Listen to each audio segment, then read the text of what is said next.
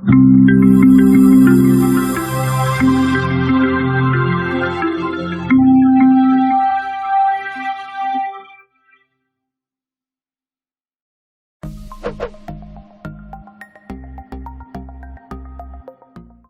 everyone. Welcome to the Judiciary Conclave by Judiciary Gold.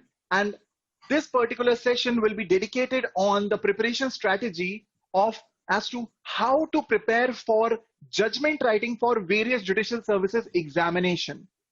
ये पूरा का पूरा सेशन जो होगा वो पूरी तरीके से जुडिशियल सर्विसेज एग्जामिनेशन की प्रिपरेशन पे डेडिकेटेड होगा एंड उसमें भी हम लोग स्पेसिफिकली टारगेट करेंगे जजमेंट राइटिंग को. हमारे साथ we have one of the very distinct personalities which I have known in my life, that is Dr. Om Prakash Tiwari sir. I welcome you, sir, and in this session of Judiciary Conclave, how to prepare for judgment writing for judicial services examination. Dr. Om Prakash Tiwari sir has been retired as the district judge from the family court from Sivni, Madhya Pradesh. Dr. Tiwari sir joined as civil judge in the year 1990, and he started his journey of judiciary from Khandwa. After that, sir was posted as CJM at Vidisha, and sir has served in the judicial services as ADJ, the additional district and session judge in various districts of Madhya Pradesh. And to name a few, Satna and Rajgarh and Hoshangabad, to name a few districts where sir has served as additional district and session judge. And finally, sir got retired in the year 2019, and he retired from the post of district judge as in Sivni, Madhya Pradesh. So, sir, Tiwari sir, I welcome you. I welcome you to this judiciary conclave. Sir, because this session is completely based on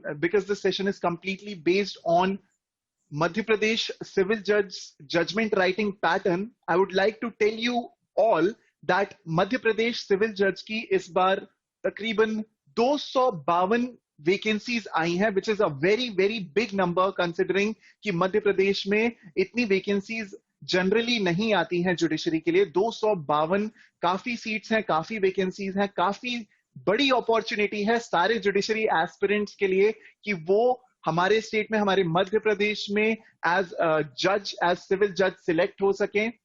तो जब हम बात करते हैं Madhya Pradesh civil जज के पूरे examination process की, तो किसी भी स्टेट की तरह हमारे यहां भी जुडिशरी के एग्जामिनेशंस 2 स्टेजेस में कंडक्ट किए जाते हैं. एक होता है लोअर जुडिशरी के लिए और दूसरा होता है अपर जुडिशरी के लिए.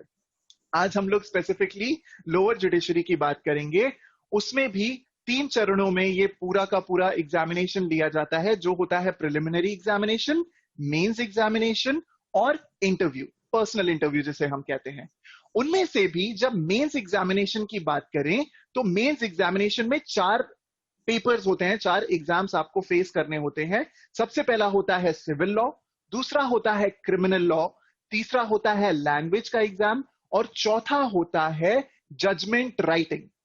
Now to all our viewers, I would like to tell you that judgment writing is considered to be the backbone. It is considered to be the backbone of any judicial service examination, क्योंकि ये पूरी तरीके से decisive role play करता है judgment writing किसी भी judiciary examination को क्रैक करने के लिए.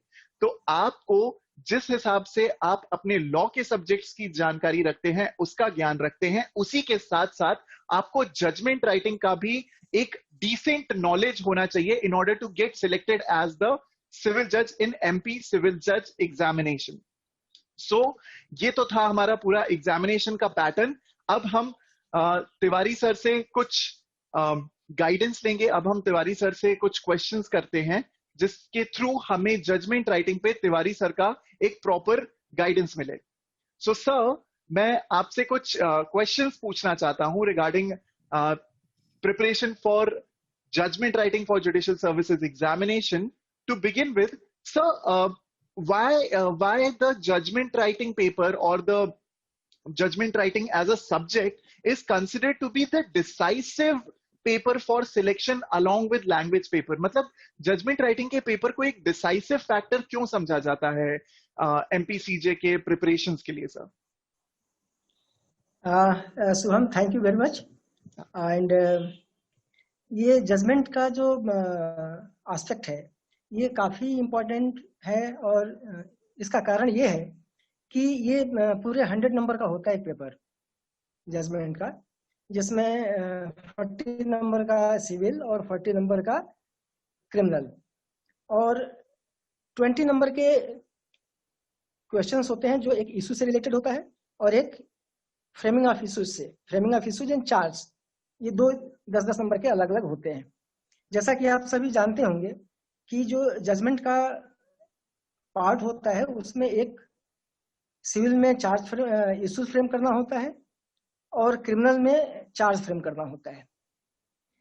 तो ये एक जजमेंट जो 40 नंबर का होगा सिविल का, उसमें 10 नंबर और ऐड हो जाएगा फ्रेमिंग ऑफ इशूज का, और क्रिमिनल में जो 40 नंबर जजमेंट का होता है उसके बाद 10 नंबर होगा आपका चार्ज फ्रेम करने का।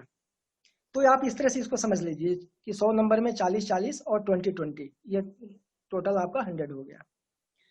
अब देखिए बहुत सारे जो एस्पिरेंट्स हैं सिविल जज के, वो थोड़ा सा जजमेंट का नाम सुनते ही उनको लगता है कि ये क्या चीज़ है, क्योंकि बाकी चीज़ें तो पढ़ लेते हैं किताब से, है ना, सीपीसी, सीआरपीसी, आईपीसी, जो भी सब्जेक्ट है वो पढ़ लेते हैं, समझ लेते हैं।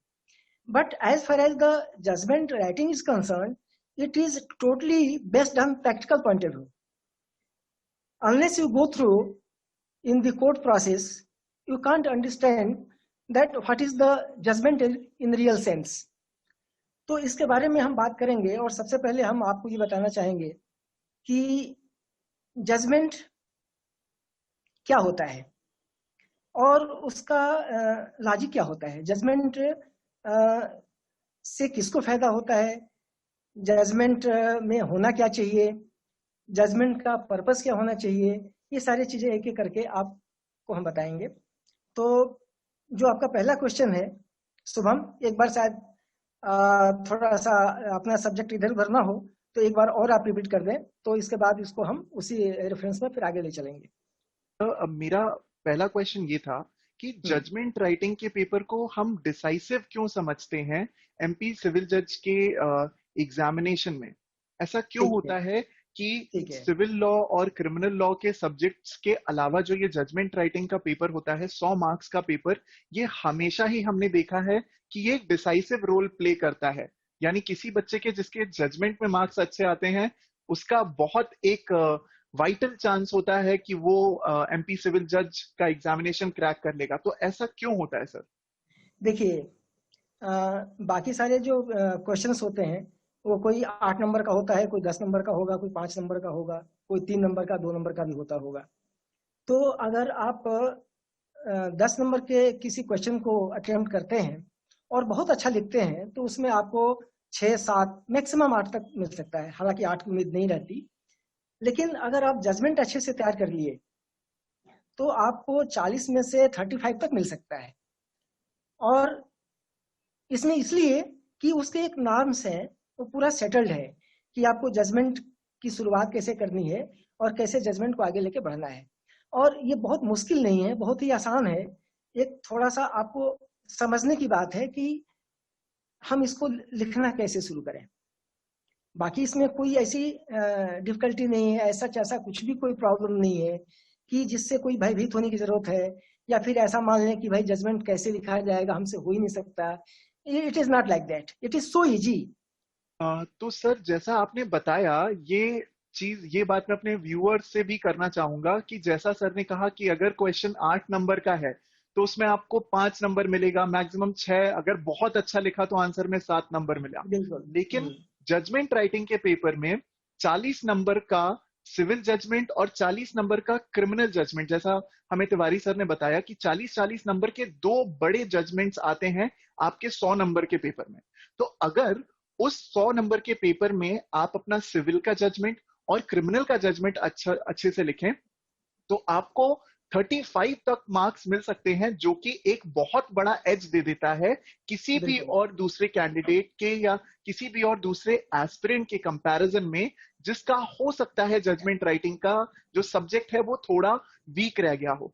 तिवारी सर, एक क्वेश्चन मैं आपसे पूछना चाहूंगा कि जब ये बाइफरकेशन किया जाता है civil judgment, criminal judgment, framing of charge, framing of issue में, तो जब कोई व्यक्ति सिविल जजमेंट लिखता है या क्रिमिनल जजमेंट लिखता है तो उसमें कुछ जैसे स्टेजेस होती हैं, जैसे फ्रेमिंग ऑफ चार्ज हो गया, उसके बाद हम देखते हैं मार्शलिंग एंड अप्रिसिएशन हो गया, उसके अलावा हम देखते हैं ऑपरेटिव पैरा हो गया। तो सर, क्या 40 नंबर के जजमेंट में भी जो अलग अलग स्टेजेस होती हैं उस जजमेंट की, क्या उन स्टेजेस पे भी प्रॉपर मार्किंग होती है? क्या उसका भी बिल्कुल एक कोई बिल्कुल क्राइटेरिया है? जी नहीं, बिल्कुल होती है। जो जी इसका जो इनिशिएटिव पैरा होगा, जो फर्स्ट पैरा होगा, तो उसमें आपको बताना होता है कि अगर क्रिमिनल का केस है तो यू हैव टू स्टेट कि what is the case of prosecution. ये आपको 60 में 4-5 लाइन में लिखना होता है। और यदि वो आप ठीक से लिख दिए तो उसमें भी आपको कुछ अच्छे नंबर मिल जाएंगे। तो हर पॉइंट पे आपको नंबर मिलते जाते हैं। आपने पहला पैरा लिखा, सेकंड पैरा में ये होता है कि क्या एडमिटेड फैक्ट है क्या नहीं है। ये भी अगर आपने पूरी स्टोरी को समझ के और अच्छे से उसको लिख दिया, जो एडमिटेड फैक्ट है तो उसमें लिखा, और एग्जामिनर को लग गया कि हाँ भाई ठीक है, कहीं आपने ब्लफ नहीं किया है, अपने मन से नहीं लिखा है, बल्कि स्टोरी के आधार पर आपने ये चीजें लिखी हैं, तो निश्चित रूप से वहां भी आपको पॉइंट मिलेंगे। तो हर स्टेज पे फर्स्ट पैरा, सेकंड पैरा जो एडमिशन का है, थर्ड पैरा जो प्रोसिक्यूशन की स्टोरी होती है वो लिखते हैं, और इसके बाद फोर्थ क्रिमिनल का है तो उसमें फ्रेमिंग ऑफ चार्जेस होता है, आप चार्ज फ्रेम करते हैं, उसमें भी आपको नंबर मिलते हैं। अगर आपने चार्ज अच्छे से फ्रेम कर दिया and it is based on the record, it is based on the charge sheet, तो naturally you will get good marks। इसी तरह से जब आगे आप बढ़ते हैं तो आप अब कंक्लूजन ड्रा करते हैं on the basis of evidence which are on record. अब इसमें दो चीजें बड़ी महत्वपूर्ण है शुभम। एक तो अप्रिसिएशन ऑफ एविडेंस और दूसरा है मार्शलिंग ऑफ एविडेंस। इसका बहुत ही बड़ा कंट्रीब्यूशन रहता है for writing a good judgment. ये आप इसको ये समझ लें कि अगर आपने पूरी स्टोरी फाइल को अच्छे से पढ़ लिया तो आपको यहाँ पर जजमेंट को लिखने में, एविडेंस को अप्रिसिएट करने में, उसको मार्शलिंग में आपको कहीं कोई दिक्कत नहीं आएगी। दिक्कत तब आएगी जब आपने अच्छे से फाइल को देखा नहीं और आप जजमेंट लिखना शुरू कर दिए, तो वहां पर फिर आपको एक तो लंबा जजमेंट जाएगा, और आपका जजमेंट जैसा होना चाहिए, जो एप्रोप्रिएट जजमेंट जिसको कह सकते हैं, एक अच्छा जजमेंट कह सकते हैं, तो दैट इज नॉट पॉसिबल। तो इसलिए सबसे पहले मैं एक बात बताऊंगा जितने भी यहाँ पर एस्पिरेंट्स हैं सिविल जज के लिए, कि जजमेंट राइटिंग शुरू करने के पहले ही पूरे फैक्ट्स को अच्छे से पढ़ें, उसको समझें कि एक्चुअली उसमें है क्या, इसके बाद ही फिर जजमेंट राइटिंग लिखना शुरू करें उसमें। तो अब इसमें जी हाँ, कुछ पूछना चाह रहे हैं? वही सर, मैं जैसा आपने हमारे व्यूअर से बात की, मैं व्यूअर्स के पॉइंट ऑफ व्यू से ही मैं आपसे एक क्वेश्चन पूछना चाहूंगा सर, कि ये एक डाउट हम सभी लोगों के दिमाग में रहता है कि सर मार्शलिंग और अप्रिसिएशन को किया कैसे जाए, या बिल्कुल क्या होता है ये, क्योंकि ये बहुत ही नया शब्द होता है हर जुडिशरी एस्पिरेंट के लिए। जजमेंट राइटिंग अपने आप में एक नई चीज, और उसमें भी मार्शलिंग और अप्रिसिएशन को काफी ज्यादा इंपॉर्टेंस दिया जाता है वाइल राइटिंग अ जजमेंट। तो सर ये करने का प्रोसेस क्या रहता है, या मार्शलिंग या अप्रिसिएशन किया कैसे जाता है sir? That is very good question, और it is very very pertinent to the judgment writing. और इसको आप कह सकते हैं कि it is a crux of the judgment, क्योंकि इसके बिना जजमेंट हो ही नहीं सकता, सीधी सी बात है। अब इसमें जो अप्रिसिएशन है वो है कि एविडेंस को आप किस तरह से अप्रिसिएट करेंगे।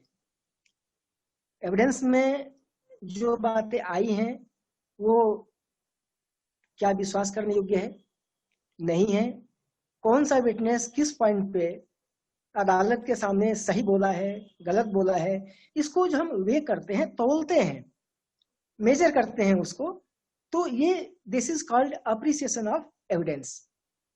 अच्छा। और जो मार्शलिंग है, मार्शलिंग ये होता है कि to a particular point, if there are 4 or 5 witnesses, they are saying something about one point only, then you have to put it all at one place. That is called marshalling. एक बार और हम इसको बताएंगे कि मान लीजिए example के तौर पे एक स्टोरी ये है कि राम अपने घर से निकल के और मार्केट जा रहा है, रास्ते में यूनिवर्सिटी कैंपस के पास में घनश्याम और महेश, ये 2 व्यक्ति मिल गए। इन दोनों ने इसके साथ गाली गलौज की, मारपीट की। ये जो व्यक्ति, जो कंप्लेनेंट है, जिसके साथ मारपीट हुई है, उसने एमपी नगर थाने में जाके रिपोर्ट किया।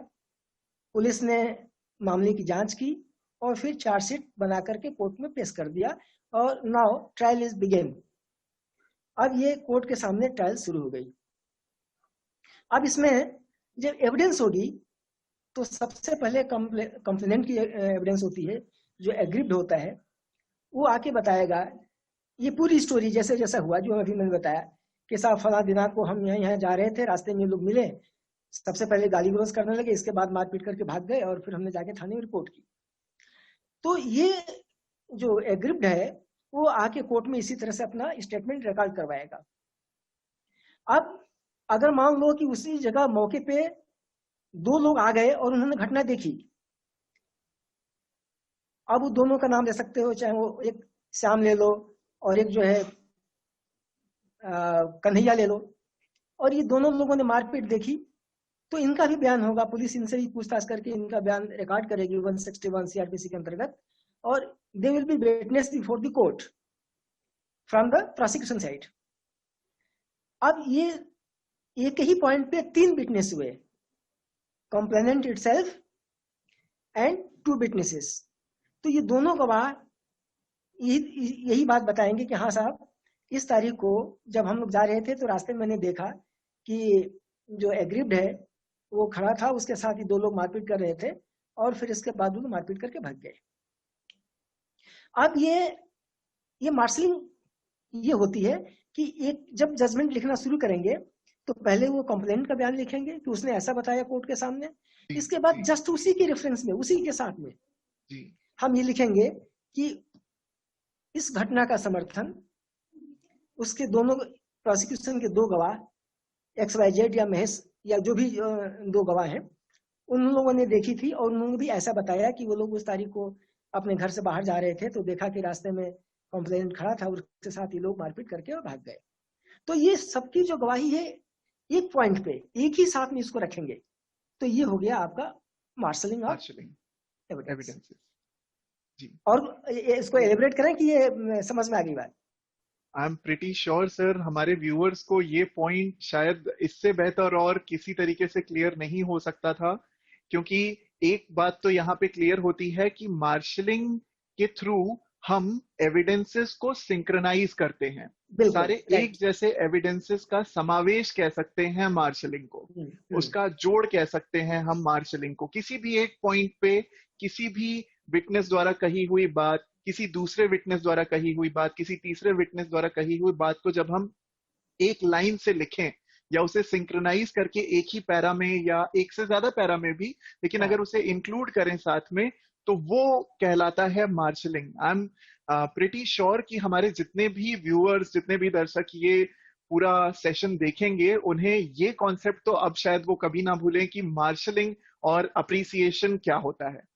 सर, मैं अब एक और आपसे बहुत ही बेसिक सा क्वेश्चन पूछना चाहूंगा सर, क्योंकि ये क्वेश्चन मार्शलिंग और अप्रिसिएशन और पूरे फॉर्मेट के अलावा ये बेसिक क्वेश्चन भी हर जुडिशरी एस्पिरेंट के दिमाग में रहता है कि सर, अगर कोई भी व्यक्ति जजमेंट राइटिंग के लिए प्रैक्टिस स्टार्ट करना चाहता है, या कोई भी व्यक्ति अगर चाहता है कि मैं जजमेंट लिखना शुरू करूं अपनी जुडिशरी की प्रिपरेशन में सब्जेक्ट से हटके, इतर होके, तो सर जजमेंट राइटिंग लिखने से पहले या चार्जेस या इश्यूज को फ्रेम करने से पहले भी क्या कुछ प्री रिक्विजिट्स कंडीशंस फुलफिल करनी होती है?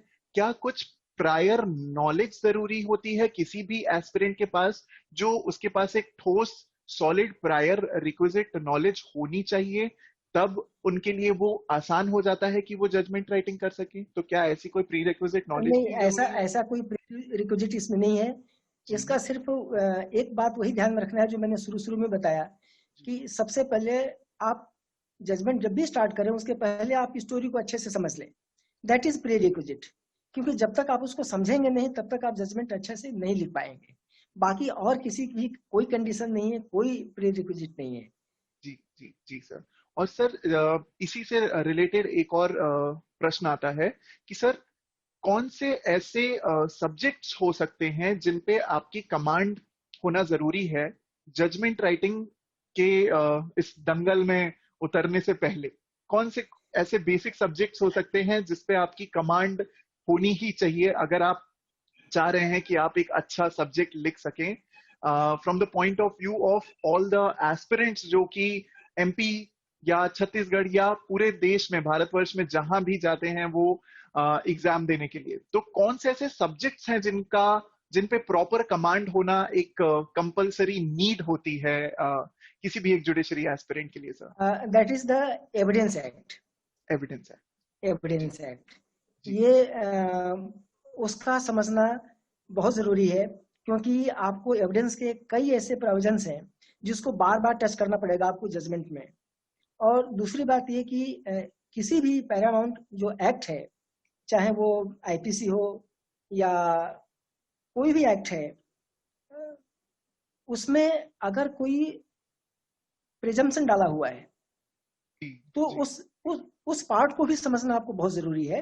क्योंकि जब आप जजमेंट लिखेंगे तो इसमें कई चीजें ऐसे आपके सामने आएंगी जिसमें आपको प्रिज्यूम करना पड़ेगा। जैसे बिल्कुल। एग्जांपल ले लो, जी जी 498 जी 3 एंड 4 डाउरी प्रोहिबिशन एक्ट है। जी जी जी जी जी आईपीसी के सेक्शन 354 376 है।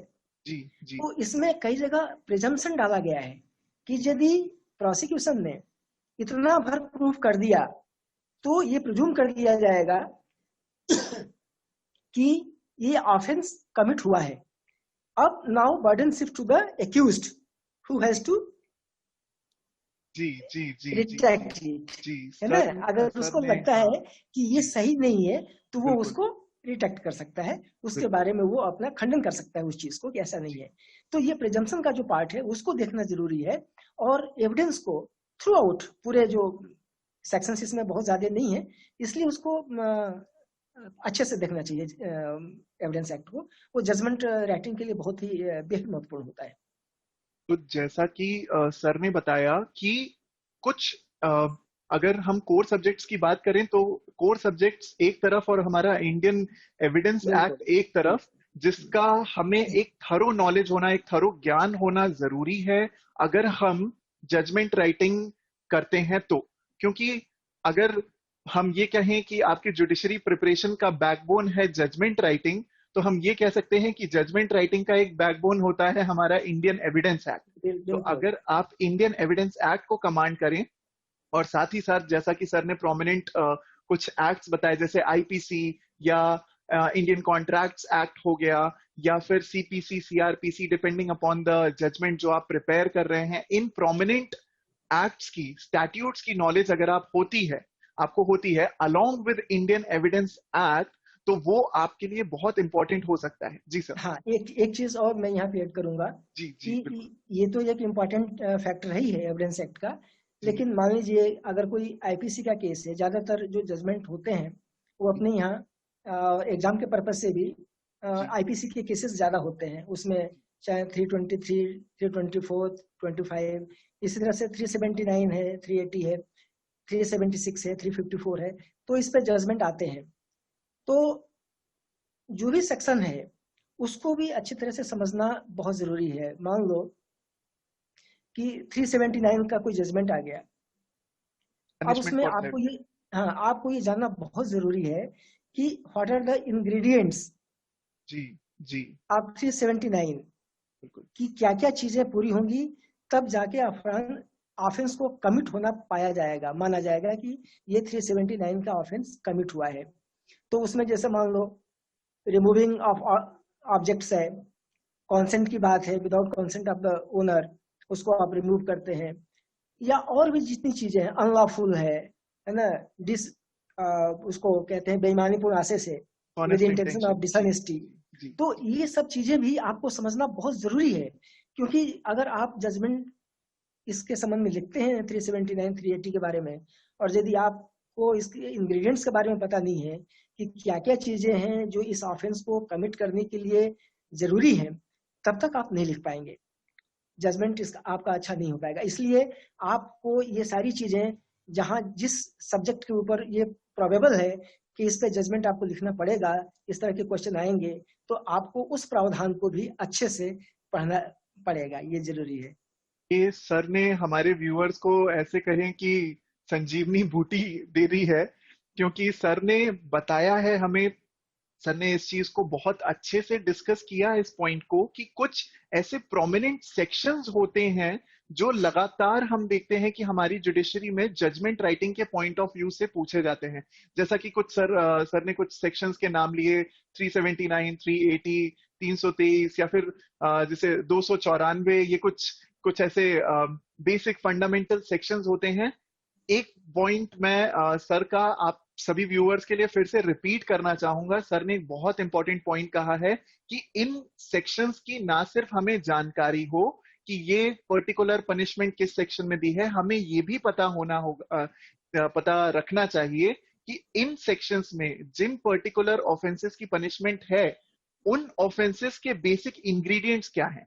जैसा सर ने हमें अभी बताया कि थेफ्ट के लिए क्या बेसिक इंग्रेडिएंट्स हैं जिनका हमें ध्यान रखने की जरूरत है, क्योंकि अल्टीमेटली उसी के बेसिस पे हम जजमेंट राइटिंग करते हैं। तो ये चीज तो बहुत ही जरूरी होती है किसी भी जुडिशरी एस्पिरेंट के लिए, कि वो सेक्शन के इंग्रेडिएंट्स का भी ध्यान रखें जब वो जजमेंट राइटिंग की तरफ आगे बढ़े। सर अब एक और, जी जी जी सर। हाँ, जैसे एक एग्जांपल और ले सकते हैं 294 आईपीसी का, जैसे अभी हाँ, आपने उसका जिक्र किया जी कि इसमें 3 इंग्रेडिएंट्स हैं। एक तो ये कि it should be on the public place, है ना। अगर पब्लिक प्लेस पर किसी ने कोई गाली गलौज की है तो ही माना जाएगा ऑफेंस। अगर कोई व्यक्ति किसी के घर जाके गाली गलौज करता है जी। तो ये 294 का ऑफेंस कमिट नहीं होगा। हाँ, दूसरी बात इसमें यह है कि ये जो ऑब्सीन वर्ड्स हैं इससे ना केवल कॉम्प्लेनेंट को तकलीफ हो, बल्कि थर्ड पर्सन को भी तकलीफ होनी चाहिए, ये भी जरूरी है। बिल्कुल। हाँ, ये भी बात आनी चाहिए कि जब वो कहता है कि साहब ये जो उन्होंने गाली गलौज की थी उसे मुझे भी बुरा लगा और सामने जो लोग थे उनको भी बुरा लगा, थर्ड पर्सन को, ये दो एक साथ है, उसमें से अलग बाइफर्केट कर देंगे तो नहीं चलेगा, दोनों होना बहुत जरूरी है। ठीक है, तो इसी तरह से और एक जो है वो ऑब्सीन होना चाहिए, है ना, जो कि जिसको आप हिंदी में क्षोभ कारित करने का कह सकते हो, कि जिससे आपका दुखी हो गए, क्षोभ कारित हुआ। तो ये 3 चीजें मिल करके और 294 के ऑफेंस को कमिट करती हैं, और ये तीनों चीजों को आपको एक साथ लेके देखना पड़ेगा। अगर तीनों में से एक भी अगर ऑप्शंस है हाँ, तो उससे आप ये ऑफेंस नहीं हो पाएगा, एक भी गैप उसमें इसको हटा देगा, मतलब इस ऑफेंस को बोलेगा कि नहीं हुआ। यहाँ पे एक वही बहुत इंपॉर्टेंट पॉइंट सर ने कहा कि अगर किसी एक पर्टिकुलर ऑफेंस में मान लीजिए 3 इंग्रेडिएंट्स हैं या 4 इंग्रेडिएंट्स हैं, तो अगर आपको जजमेंट राइटिंग में कन्विक्शन करना है महाशय का, तो आपको वो देखना होगा कि चारों इंग्रेडिएंट्स क्या फैक्ट्स में फुलफिल होते हैं, एविडेंसेस के द्वारा फुलफिल हो पाते हैं या नहीं हो पाते हैं। क्योंकि अगर वो इंग्रेडिएंट्स फुलफिल नहीं हुए, मतलब वो पर्टिकुलर ऑफेंस प्रूव नहीं हुआ। तो ये बहुत ही इंपॉर्टेंट पॉइंट सर ने रखा है यहाँ पे। सर एक और मैं आपसे एक बहुत ही बेसिक फंडामेंटल क्वेश्चन पूछना चाहता हूं कि जब जजमेंट राइटिंग कोई भी बच्चा नया नया, कोई भी एस्पिरेंट नया नया लिखना शुरू करते हैं, तो उनके दिमाग में एक बेसिक फंडामेंटल क्वेश्चन ये आता है कि जजमेंट राइटिंग की लैंग्वेज क्या हो, या जजमेंट राइटिंग की भाषा क्या हो। क्योंकि जजमेंट राइटिंग कभी हमने हमारे कॉलेज में या हमारी यूनिवर्सिटीज में तो शायद बहुत कम ही ऐसा होता होगा कि कहीं पे सिखाया जाए। तो हमने तो सिर्फ सेमेस्टर एग्जामिनेशन में हमारे आंसर्स लिखे होते हैं।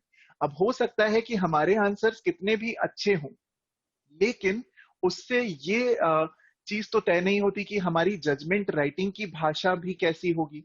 तो सर, एक चीज मैं आपसे पूछना चाहूंगा कि जजमेंट राइटिंग की लैंग्वेज या जजमेंट राइटिंग की भाषा कैसी होनी चाहिए? क्या उसको एकदम बहुत ही ज्यादा क्लिष्ट हिंदी, क्लिष्ट अंग्रेजी कहें, या लीगल टर्मिनोलॉजी, क्या इनफॉर्मल लैंग्वेज भी यूज हो सकती है जजमेंट राइटिंग, या ये पूरी तरीके से फॉर्मल होनी चाहिए? क्या होगी लैंग्वेज, क्या होगी भाषा उस व्यक्ति की जो जजमेंट राइटिंग लिख रहा हो? देखिए, ये जजमेंट का जो लैंग्वेज होगी वो that should be very very very simple, बहुत ही सिंपल होना चाहिए।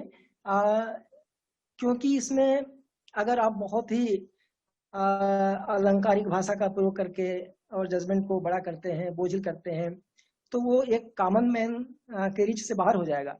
एक साधारण व्यक्ति उस जजमेंट को समझ नहीं पाएगा। जजमेंट क्या होता है, जैसे एक जजमेंट इन रेम और एक जजमेंट इन पर्सनम होता है। तो जजमेंट इन पर्सनम जानते हो, जो अपने से संबंधित है, पर्सनल, एक व्यक्ति से संबंधित है, और रेम जो है वो बाहर चला गया है, वो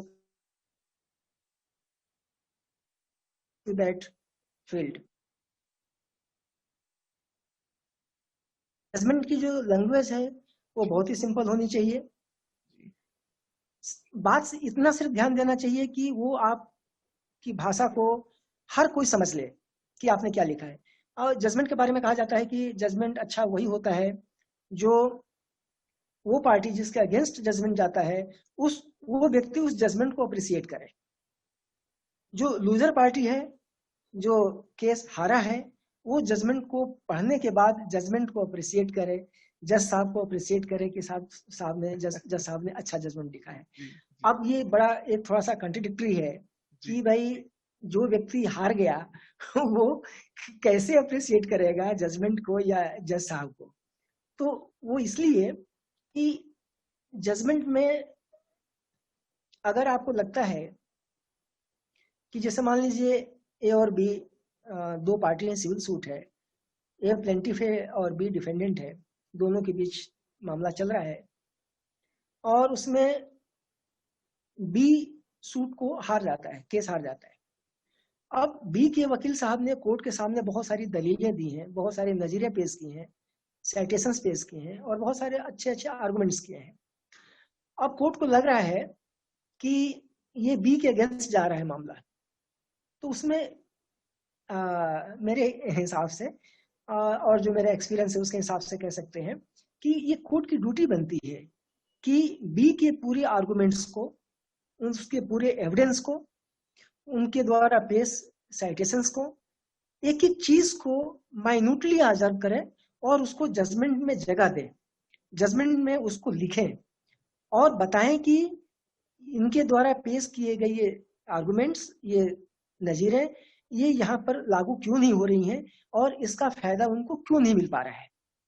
ये सारी चीजें यदि कोई जज साहब अपने जजमेंट में लिखते हैं तो फिर वो बात बिल्कुल सही होगी कि जजमेंट पढ़ने के बाद जो व्यक्ति केस हार जाता है वो भी समझता है कि नहीं, हमारी बातें तो जज साहब ने पूरी समझी है और उन्होंने लिखा है, डिस्कस किया है, अप्रिसिएट किया है उस चीज को, लेकिन हमारे पार्ट पर कहीं ना कहीं कोई कमी रह गई, इसके वजह से हम केस को नहीं जीत पाए।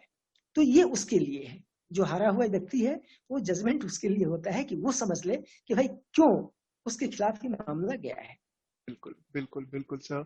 सर, एक बहुत ही फंडामेंटल क्वेश्चन आता है। अभी जो आपने जितनी इंफॉर्मेशन दी जजमेंट से रिलेटेड, आपने एक सर फॉर्मेट बताया हमें कि जजमेंट की शुरुआत होती है फ्रेमिंग ऑफ चार्ज या फिर फ्रेमिंग ऑफ इश्यूज से, फिर उसमें मार्शलिंग और अप्रिसिएशन, जिसको बैकबोन भी कह सकते हैं, वो आता है। उसके बाद एक ऑपरेटिव पैरा, या जिसे हम फाइंडिंग्स या सेंटेंस की कैटेगरी में लेते हैं। सर, एक बेसिक क्वेश्चन मैं अपने व्यूअर्स की तरफ से आपसे पूछना चाहूंगा कि सर, ये जो जजमेंट राइटिंग की शुरुआत होती है, जिसे हम कहते हैं फ्रेमिंग ऑफ चार्ज या framing of issue. Sir what exactly is framing of charge? Framing of charge क्या होता है या फ्रेमिंग ऑफ इशू क्या होता है? दोनों सिविल में होते हैं, दोनों क्रिमिनल में होते हैं, कहाँ कैसा क्या होता है? प्लीज उसके बारे में कुछ बताइए सर। हाँ, इसमें थोड़ा बहुत कंफ्यूजन रहता है जी शुरू शुरू में, हालांकि बाद में फिर चीजें क्लियर हो जाती हैं। क्रिमिनल में फ्रेमिंग ऑफ चार्ज होता है, चार्ज फ्रेम करते हैं, और सिविल में इश्यूज फ्रेम करते हैं। इसको ध्यान में रखना होता है। चार्ज जब फ्रेम करने की बात आती है तो उसमें हमको ये देखना होता है कि एक्यूज्ड के खिलाफ क्या चार्जेस हैं। एग्जाम्पल के लिए मान लीजिए कि किसी ने किसी के घर जाकर चोरी की है और चार्ज उसके ऊपर ये है, पुलिस ने चार्जशीट पेश किया है कि बी ने ए के घर से जाकर और रेडियो या टेलीविजन चुरा के ले गया। तो जब चार्ज फ्रेम करेंगे तो उसमें हमको यही लिखना है कि आप पर आरोप है कि दिनांक इतने इतने को बी के घर जाकर रात के समय या दिन के समय जैसा भी हो, उसका पूरा एक इंग्रेडिएंट देना पड़ता है कि उसके घर में अवैध रूप से प्रवेश करके बिना उसकी अनुमति के, उसके आधिपत्य से एक टेलीविजन बेईमानीपूर्ण आशय से हटाकर चोरी की। तो ये इस तरह की वर्डिंग चार्ज में लिखते हैं और फिर इसको आगे वही डिस्कस करते हैं कि क्या अभियुक्त ने दिनांक इतने इतने को फरियादी के घर से टेलीविजन की चोरी की, और फिर उसका निष्कर्ष देते हैं। तो ये हो गया आपको फ्रेमिंग ऑफ चार्जेस, चार्ज कैसे फ्रेम करते हैं। एग्जांपल और ले लो, जैसे मान लो मारपीट का कोई केस है, ए ने बी के साथ मारपीट की है और 324 का मामला पेश हुआ है कोर्ट में। तो कोर्ट जो चार्ज फ्रेम करेगी तो ऐसे करेगी कि आपके ऊपर आरोप है कि दिनांक इतने इतने को आपने बी के साथ मारपीट की, या इसको एक थोड़ा सा लीगल टर्म्स में आप ये समझे जो बिल्कुल एक्यूरेट चार्ज होगा कि आपने दिनांक इतने इतने को इस जगह पर फरियादी को, जो एग्रीव्ड है, फरियादी को शार्प ऑब्जेक्ट से या तेज एवं धारदार वस्तु चाकू से स्वेच्छा उपहतकारित की, स्वेच्छापूर्वक मारपीट की, या वॉलंटरली आपने हर्ट काज किया। तो ये एक चार्ज फ्रेमिंग का एक ये प्रोसेस है। इस तरह से चार्ज फ्रेम करते हैं। इसी तरह से सिविल में है कि अगर मान लीजिए दो भाई हैं, उनके बीच इस बात का विवाद है कि उनकी एक एंसेस्टर प्रॉपर्टी है और उसमें दोनों अपना अपना दावा करते हैं, लेकिन एक कहता है कि हमारे पिताजी की संपत्ति है जिसमें मेरा हक है, और दूसरा ये कहता है कि नहीं, पिताजी की संपत्ति नहीं है, ये मेरी सेल्फ अक्वायर्ड प्रॉपर्टी है और ये सिर्फ इस पे मेरा ही आधिपत्य, स्वामित्व एवं आधिपत्य है। अब ये कोर्ट के सामने जब मैटर जाता है तो एक डिस्प्यूट होता है इस बात पे, और फिर इश्यूज फ्रेम हो रहा है इसमें कि क्या डिस्प्यूटेड प्रॉपर्टी ए एवं बी के फादर के स्वामित्व की थी। दूसरा होगा कि क्या डिस्प्यूटेड प्रॉपर्टी ए की स्वार्जित संपत्ति है, और ये दोनों पर अलग अलग उस पर इश्यूज बना के और कंक्लूजन ड्रा करेंगे। तो ये हो गया आपका तरीका इश्यूज का और चार्ज का।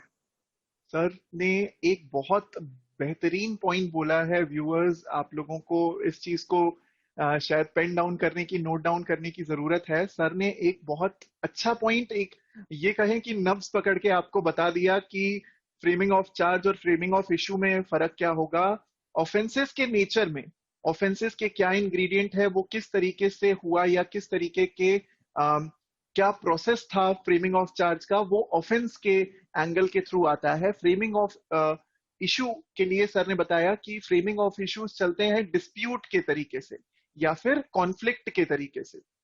दो लोगों के बीच में अगर कोई डिस्प्यूट हुआ तो उसके बिना पे, उसके बेसिस पे बनाए जाते हैं इश्यूज, और अगर कोई ऑफेंस कमिट हुआ है तो उसके इंग्रेडिएंट्स के बेसिस पे या उसके एक क्रोनोलॉजी के बेसिस पे बनाए जाते हैं चार्जेस।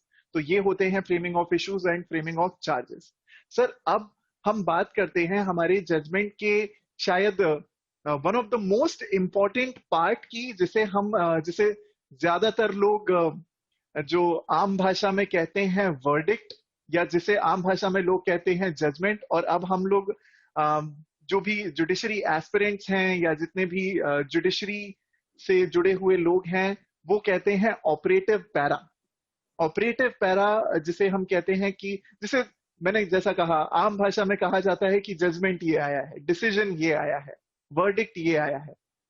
तो सर ये ऑपरेटिव पैरा, एक जजमेंट राइटिंग में ऑपरेटिव पैरा सर क्या होता है, उस पे थोड़ी सी, इस टॉपिक पे थोड़ी सी रोशनी डालिए सर।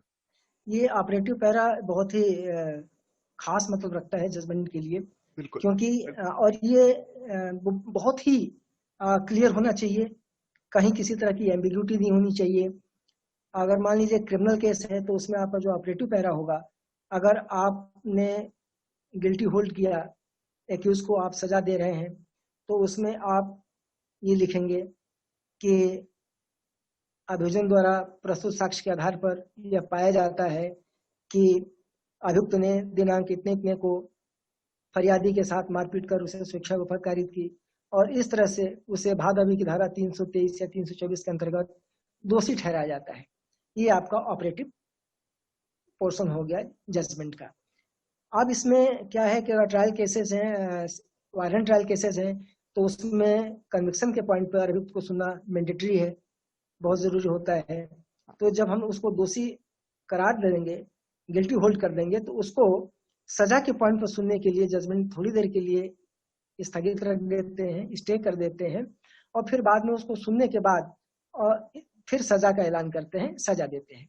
अब इसके बाद में आप लिखेंगे कि अभियुक्त को सुना, है ना, बाद में स्टे करने के बाद पहले तो आप लिखेंगे कि इसको दोषी ठहराया जाता है, और जजमेंट अभियुक्त को सजा के प्रश्न पर सुनने के लिए निर्णय थोड़ी देर के लिए स्थगित किया जाता है, स्टे किया जाता है। और फिर आगे बढ़ेंगे आप लेटर ऑन करके कि अभियुक्त को सजा के प्रश्न पर सुना गया, उसका ऐसा ऐसा कहना है, जो भी वो अपनी बात कहेगा उसको थोड़ा सा ब्रीफ में लिखते हुए, और फिर आप लिखेंगे कि प्रकरण के समस्त परिस्थितियों को ध्यान में रखते हुए या विपक्ष को सुनने के पश्चात ये दया का पात्र नहीं है या मर्सी देने लायक नहीं है मामला, इसलिए इसको भादवी की धारा इतने के अंतर्गत 6 माह के कठोर कारावास एवं अर्थदंड या 500 के अर्थदंड जो भी हो, जो प्रावधान हो, उससे दंड दिया जाता है। अर्थदंड की स्थिति में उसको 1 माह 2 माह का अतिरिक्त कारावास जो भी प्रावधान हो उसके हिसाब से उसमें लिखते हैं। तो ये ऑपरेटिव पोर्शन होता है, और इसके बाद फिर नीचे जज साहब और रिपोर्ट की सील लगेगी, हस्ताक्षर होंगे। ये आपका जो ऑपरेटिव पोर्शन है ये जजमेंट का, ये क्रिमिनल का हो गया। सिविल का इसी तरह से, जैसे आप इसी एग्जाम्पल को ले लें जो पहले बताया 2 भाइयों की बात का। अब उसमें अगर मान लीजिए कि जिसने दावा पेश किया है, अगर उसका दावा डिक्री होता है, तो आप इसमें लिखेंगे कि उभय पक्ष के साक्ष्य विश्लेषण के उपरांत यह पाया जाता है कि ए अपना दावा प्रमाणित करने में पूरी तरह सफल रहा है, इसलिए ए का दावा डिक्री किया जाता है।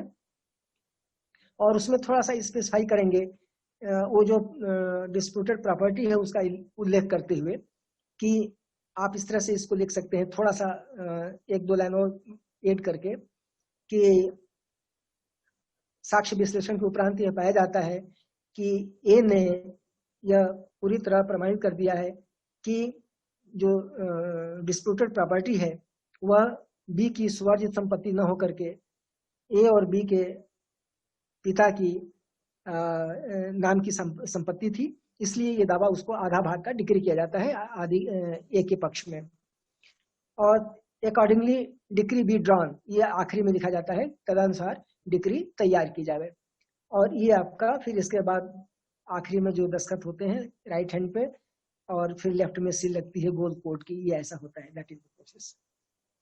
एक बहुत ही फंडामेंटल सा एक आप क्वेश्चन कह सकते हैं, ये हर जुडिशरी एस्पिरेंट के दिमाग में क्वेश्चन आता है। मैं दोनों सिविल क्रिमिनल दोनों पॉइंट ऑफ व्यू से आपसे पूछना चाहूंगा कि सर मान लीजिए अगर कोई एक व्यक्ति है जिसे अक्यूज्ड बनाया गया है एक क्रिमिनल मैटर में, उस पर चार्जेस लगे, पूरी प्रोसीडिंग्स हुई, मार्शलिंग, अप्रिसिएशन, सब कुछ हुआ। अब मान लीजिए कि कोई ऐसा सवाल हमारे एस्पिरेंट्स के एग्जामिनेशन में पूछा गया। मान लीजिए कि अगर प्रॉपरली अप्रिसिएशन हुआ है या प्रॉपरली मार्शलिंग, सारे एविडेंसेस को ध्यान से मार्शल किया गया, अप्रिशिएट किया गया, सब कुछ ध्यान में रखा गया, अगर क्रिमिनल मैटर में जहां पे आइडियली होना चाहिए था कन्विक्शन, और अगर कोई भी जुडिशरी एस्पिरेंट अपनी जजमेंट में वहां पे अक्विटल कर देते हैं, तो क्या सर इससे मार्किंग पे कुछ असर पड़ता है? या फिर अगर मैं इसे सिविल पॉइंट ऑफ व्यू से कहूं, अगर दो पार्टीज के बीच में डिस्प्यूट है जिसमें राम को अ, आदर्श रूप से तो राम को जीतना चाहिए था, लेकिन मान लीजिए कि हमने जजमेंट लिखते लिखते श्याम को जितवा दिया, तो क्या ऐसे में मार्किंग पे कुछ असर पड़ता है? क्या मार्क्स कम या ज्यादा कुछ ऐसा असर पड़ता है उस पे सर? असर तो पड़ता है, जी लेकिन बहुत ही नॉमिनल, उसका बहुत इम्पैक्ट नहीं होता। हाँ अगर मान लीजिए कन्विक्शन का था, आपने एक्विटल कर दिया, जी तो अगर कन्विक्शन होना चाहिए था, कन्विक्शन करते तो आपको 7 नंबर मिलते, और एक्विटल कर दिया फिर भी आपको 5 नंबर मिलेंगे। तो वो 1 या 2 नंबर का ही उसमें अंतर रहेगा, बहुत ज्यादा इसमें अंतर नहीं रहता। ठीक है तो क्योंकि मेन चीज आपको ये देखा जाता है कि आपने आपने अप्रिशिएट कैसे किया है, मार्शलिंग कैसे की है, जजमेंट आपने किस तरह से लिखा है, आप अपने जो एविडेंस है उसको आपने अपने तरीके से, है ना, ला के फ्रेम में किस तरह से सजाया है और किस तरह से लिखा है। That is the basic point for that judgment writing. तो आप लोग आप लोगों ने एक चीज बहुत इंपॉर्टेंट नोटिस की होगी, जो तिवारी सर ने अनायास रूप से ही हमें एक बहुत अच्छी टिप दी है, बहुत अच्छी ट्रिक बताई है कि जजमेंट राइटिंग को अभी तक हमने तिवारी सर को सुना। एक पॉइंट मुझे जो एक बहुत बेसिक निष्कर्ष या रिजल्ट में निकाल पाया, वो ये कि जजमेंट राइटिंग एक मैथ्स के सवाल की तरह है। अगर आपने प्रॉपर स्टेप्स फुलफिल की हैं तो आपको स्टेप मार्किंग मिलेगी।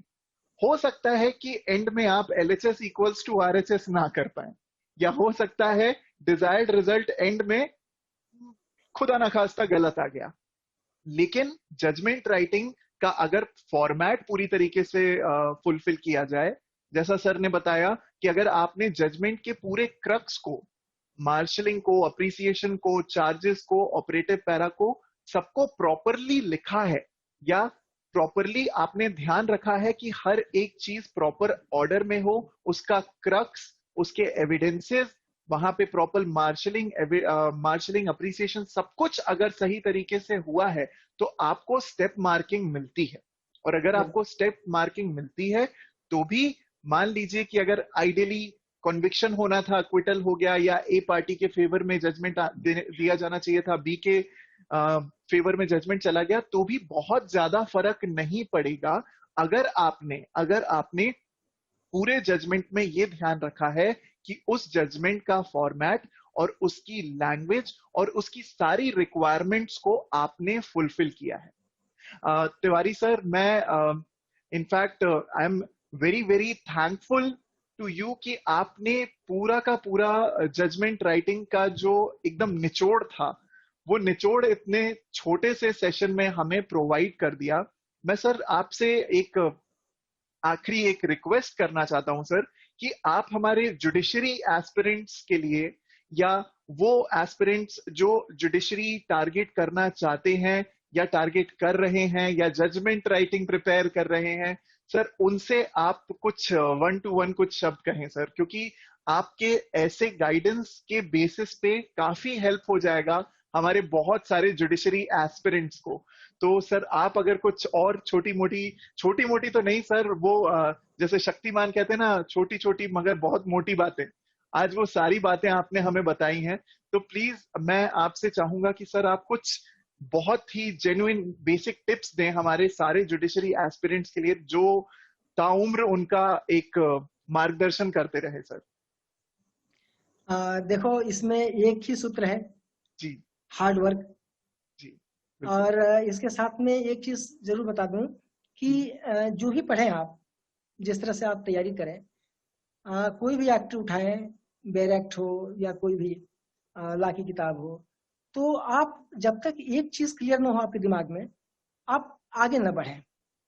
ये बहुत जरूरी होता है। कई बार क्या होता है कि कहने के लिए तो हो गया कि सर हम 4 घंटे पढ़े, 10 घंटे पढ़े, पढ़ते गए, 50 पेज पढ़ लिए, पता चला कि 2 पेज भी आपको ढंग से समझ में नहीं आया।